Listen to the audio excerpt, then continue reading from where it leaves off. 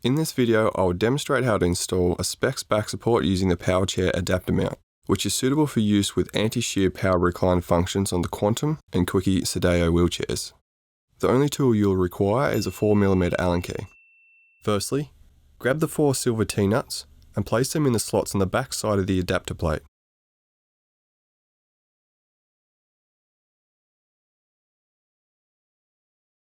Next, stick the Velcro sensitive backing sheet to the hook Velcro strip so it covers the T-nuts. This will allow them to slide in their slots, but prevent them from falling out, making it easier to mount the back support to the adapter plate later in the process. Now identify the position on the Power Recline system that you will mount the plate to. Depending on the make of the wheelchair, you will either need to use the holes on the side of the plate, like I will demonstrate, or the 2 sets of holes at the top of the plate. We will now use the 4 spacers and screws to mount the plate to the chair. Place the 4 screws through the countersunk holes and add the spacers on the side of the plate like so.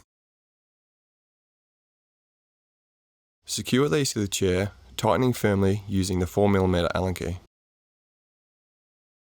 Now grab the Spex back support you will be mounting to the chair and remove the foam and upholstery unit to expose the grid design of the holes in the shell.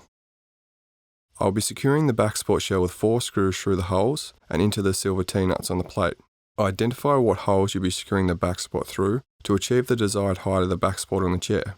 You will also have 20mm of height adjustment on the mount within the small vertical slots to achieve the exact required height. Now take the 4 bolts and washers, put them through the identified holes into the threaded T-nuts on the other side.